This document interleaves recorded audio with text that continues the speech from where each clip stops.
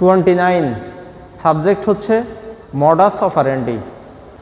এটি একটি ল্যাটিন শব্দগুচ্ছ যার অর্থ হচ্ছে কার্যপ্রণালী বা কাজ করার পদ্ধতি। সাধারণত কোনো ব্যক্তি বা বস্তুর কোনো ধরনের কাজ করার কৌশলকে মডাস অপারেন্ডি বলা হয়। যেমন চোর জানালা ভেঙে চুরি করে, এটা তার মডাস অপারেন্ডি। হোমিওপ্যাথির ভাষায় এই সূত্রে যেটি বলা হয়েছে তা হলো how homeopathic cure takes place. Homeopathy তথা সাদৃশ বিধানে কিভাবে আরোগ্য সম্পাদিত হয়। মোডাস অপারেন্ডি হিসাবে এখানে এই বিষয়টি উপস্থাপন করা হয়েছে। সামারিতে আসি।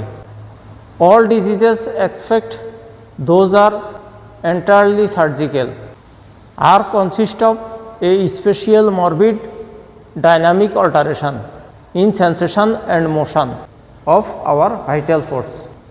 All diseases সকল রোগসমূহ except those are entirely surgical যেই রোগগুলো পুরোপুরি অস্ত্রাঘাতজনিত সেগুলো ব্যতীত are consists of ঘটিত হয় a special morbid dynamic alteration একটি বিশেষ রুগ্ন পরিবর্তন in the sensation and motion গতি এবং অনুভূতিতে অফ আওয়ার ভাইটাল ফোর্স আমাদের জীবনী শক্তির। এখানে বলা হয়েছে যে পুরোপুরি অস্ত্রাঘাতজনিত নয় এমন রোগ ছাড়া সকল রোগই আমাদের জীবনী শক্তির অনুভূতি এবং গতির বিশেষ রুগ্ন পরিবর্তনের মাধ্যমে সংগঠিত হয়। In homeopathic cure, the vital force that altered by natural disease is affected by a stronger similar artificial disease sensation by applying a medicinal potency selected according to symptom similarity. So in every homeopathic cure, সুতরাং প্রত্যেক সাদৃশ নিরাময়ে the vital force are altered জীবনী শক্তি পরিবর্তিত হয় by natural disease is affected প্রাকৃতিক রোগের দ্বারায় আক্রান্ত হয় বাই এই stronger similar artificial disease sensation একটি তুলনামূলক অধিক শক্তিশালী কৃত্রিম রোগানুভূতির মাধ্যমে by applying a medicinal potency একটি ওষুধ শক্তি প্রয়োগ করে selected according to symptom similarity যেটি লক্ষণ সাদৃশ্যের ভিত্তিতে নির্বাচিত হয়েছে।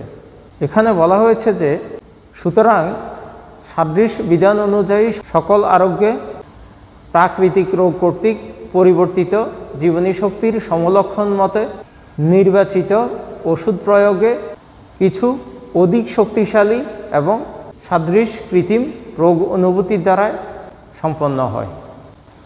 This feeling ends the feeling of symptoms of natural dynamic disease and the symptoms of disease disappear.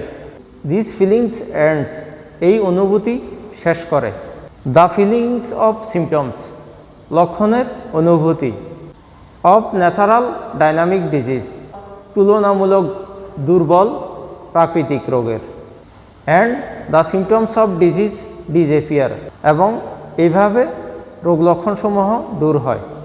এখানে বলা হয়েছে যে এই অনুভূতির দ্বারায় সূক্ষ্মভাবে সৃষ্ট প্রাকৃতিক রোগ লক্ষণের অনুভূতি শেষ হয় এবং রোগ লক্ষণ দূর হয়। So the natural disease cannot exist within the vital force and is only controlled and managed by artificial disease symptoms. So the natural disease cannot exist সুতরাং প্রাকৃতিক রোগ লক্ষণ অবস্থান করতে পারে না within the vital force জীবনী শক্তির মাঝে is only controlled and managed এবং শুধুমাত্র নিয়ন্ত্রিত এবং পরিচালিত হয় বাই আর্টিফিশিয়াল ডিজিজ সিমটমস কৃত্রিম রোগ লক্ষণের দ্বারায়। এখানে বলা হয়েছে যে ফলে জীবনী শক্তির মাঝে প্রাকৃতিক রোগ লক্ষণসমূহ থাকতে পারে না এবং তা শুধুমাত্র কৃত্রিম রোগ লক্ষণ কর্তৃক নিয়ন্ত্রিত এবং পরিচালিত হয়। Thus artificial disease symptoms has soon spent its force and leaves the patient free from disease. Thus artificial disease symptoms এইভাবে কৃত্রিম রোগ লক্ষণসমূহ has soon spent its force শীঘ্রই তার শক্তি নিঃশেষ করে and leaves the patient free from disease এবং পেশেন্টকে রোগমুক্ত করে। এখানে বলা হয়েছে যে এইভাবে শীঘ্রই কৃত্রিম রোগ লক্ষণ এর ক্রিয়া নিঃশেষ করে দেয় এবং রোগীকে রোগমুক্ত তথা রোগী আরোগ্য হয়। Thus the vitality can be free from disease and lead a healthy life. Thus the vitality can be free from disease. এভাবে জীবনী শক্তি রোগমুক্ত হয় and lead a healthy life এবং একটি সুস্থ জীবন চালিয়ে নেয়। এখানে বলা হয়েছে যে এইভাবে জীবনী শক্তির মাধ্যমে রোগমুক্ত হয়ে একটি সুস্থ জীবন সামনের দিকে পরিচালিত হয়। সূত্রের ব্যাখ্যায় আসি। Doctor Samuel Hahnemann Organon of মেডিসিনের 5th এডিশনে জীবনী শক্তি তথা ভাইটাল ফোর্স সম্পর্কে যা কিছু ব্যক্ত করেছেন তাতে অনেক কিছু ইনকমপ্লিট থাকায় 6th এডিশনে এসে তিনি জীবনী শক্তি তথা ভাইটাল প্রিন্সিপাল সম্পর্কে সম্পূর্ণরূপে এবং চূড়ান্ত মতামত প্রকাশ করেছেন। এখানে আমরা লক্ষ্য করলে দেখি যে জীবনী শক্তিকে তিনি 5th এডিশনে ভাইটাল ফোর্স এবং 6th এডিশনে ভাইটাল প্রিন্সিপাল নামে সম্বোধন করেছেন। জীবনী শক্তিকে তিনি এই সূত্রে পেলিওন্টোলজি তথা প্রাণশক্তি নামে উল্লেখ করেছেন। ডাক্তার হ্যানিম্যান মনে করেন দুইভাবে ভাইটাল ফোর্স বা জীবনী শক্তি ডিরেজমেন্ট হতে পারে, বিশৃঙ্খলিত হতে পারে। একটি হচ্ছে বাই ন্যাচারাল ডিজিজ প্রাকৃতিক রোগের মাধ্যমে, অন্যটি হচ্ছে বাই অ্যাপ্লাইং মেডিসিন ওষুধ প্রয়োগের মাধ্যমে। জীবনী শক্তি যখন স্বাভাবিক রোগ উৎপাদিকা শক্তির দ্বারায় আক্রান্ত হয় বা অসুস্থ হয় তখন মেডিসিনের রোগ উৎপাদিকা শক্তির সাহায্যে তাকে কিউর করতে হয়, মুক্ত করা হয়। আমরা একটা প্রবাদ শুনেছি, you have to pick up thorns with a fork, অর্থাৎ কাঁটা দিয়ে কাঁটা তুলতে হয়। মানুষের শরীরে যদি কোথাও কাঁটা বিঁধে যায় তাহলে সে কী করে? সূচ বা পিন বা যে কোনো কাঁটা দিয়ে একটু একটু করে খুঁচিয়ে সেটি বের করার চেষ্টা করে। ডাক্তার হ্যানিম্যান এই প্রবাদটিকে 100% যথার্থ প্রমাণ করেছেন। তিনি প্রমাণ করেছেন যে ন্যাচারাল ডিজিজ বিদূরিত করতে হলে উহার যে শক্তি থাকে তা অপেক্ষা উচ্চ শক্তির দ্বারায় সমলক্ষণ মতে বিদূরিত করতে হয়।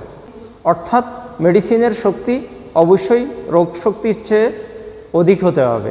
পাশাপাশি যেই মেডিসিনটি প্রয়োগ করা হবে সেই মেডিসিনটির সিমটমস এবং রোগীর দেহে বিদ্যমান প্রাকৃতিক রোগটির সিমটমস সিমিলার হওয়া আবশ্যক।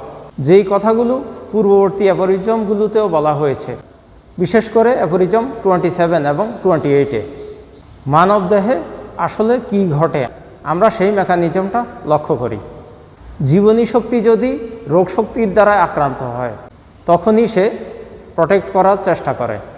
যদি জীবনী শক্তি রোগ শক্তির তুলনায় অধিক শক্তিশালী হয়ে থাকে তাহলে রোগ শক্তি সহজেই পরাজিত হয় এবং মেডিসিন ছাড়াই রোগী সুস্থ হয়ে ওঠে। কিন্তু যদি জীবনী শক্তি রোগ শক্তির তুলনায় দুর্বল হয় তাহলে সিমিলার এবং হাইপারটেনসিভ মেডিসিন প্রয়োগ করে রোগ শক্তির বিরুদ্ধে যুদ্ধ করার জন্য জীবনী শক্তিকে প্রস্তুত করা হয়। এখানে মাঝে আপনাদের একটা প্রশ্ন জাগতে পারে, জীবনী শক্তি যদি অধিক শক্তিশালী হয় রোগ শক্তির তুলনায় তাহলে অসুস্থ হবে কেন? প্রশ্নটা জাগা খুবই স্বাভাবিক, কিন্তু এর আনসার হলো আমরা যখন স্বাভাবিক জীবনযাত্রায় ব্যাঘাত ঘটিয়ে অসুস্থ হওয়ার জন্য অনুকূল পরিবেশ সৃষ্টি করে দেই তখন অসুস্থ হয়। ধরুন আপনার জীবনী শক্তি খুবই শক্তিশালী, আপনার অসুস্থ হওয়ার কথা না, কিন্তু আপনি সারা রাত জেগে না ঘুমিয়ে বন্ধুদের সাথে আড্ডা দিয়ে রাত পার করলেন, ভাইটাল ফোর্সের উপর টর্চার করলেন, এতে আপনার মাথা ব্যথা দেখা দিতে পারে। কিন্তু আপনি আবার রিয়েলাইজ করলেন যে ব্যাপারটা মোটেই ঠিক হয়নি, আপনি আবার অন্যান্য কাজ বাদ দিয়ে দীর্ঘ সময় ধরে ঘুমালেন টানা কয়েক ঘন্টা, তাহলে মেডিসিন ছাড়াই জীবনী শক্তির মাধ্যমে মাথা ব্যথা অটোমেটিক্যালি সেরে যেতে পারে। কিন্তু যদি বিষয়টা ক্রনিক হয়, আপনি দীর্ঘদিন ধরে একই কাজ করেন, তখন জীবনী শক্তি অধিক দুর্বল হয়ে যেতে পারে এবং সেই ক্ষেত্রে মেডিসিন প্রয়োজন হতে পারে। এই সূত্রে ডাক্তার হ্যানিম্যান বলেছেন, সকল ডিজিজেই অদৃশ্যভাবে প্রথমে ভাইটাল ফোর্স সংক্রামিত হয়, এক্সেপ্ট শরীরের কোথাও কেটে যাওয়া, পুড়ে যাওয়া বা আঘাত পাওয়া ব্যতীত। ফলে জীবনী শক্তি বিশৃঙ্খলিত হয়ে দেহের অনুভূতি ও ক্রিয়াকলাপের মাধ্যমে সিমটমস প্রকাশিত হতে পারে।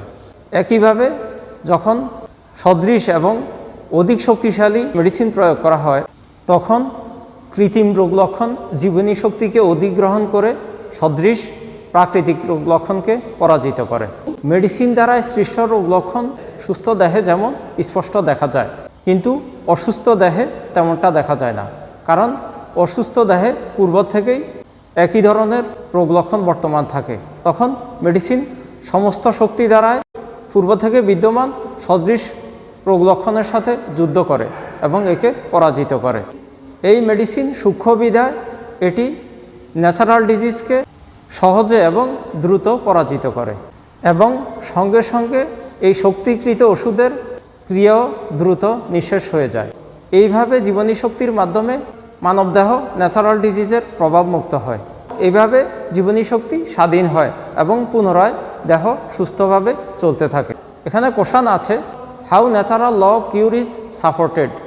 আরোগ্যের প্রাকৃতিক নীতিটি কিভাবে সমর্থিত হয়? আরেকটি কোশ্চেন হচ্ছে, how homeopathic cure takes place? কিভাবে হোমিওপ্যাথিতে আরোগ্য সম্পাদিত হয়?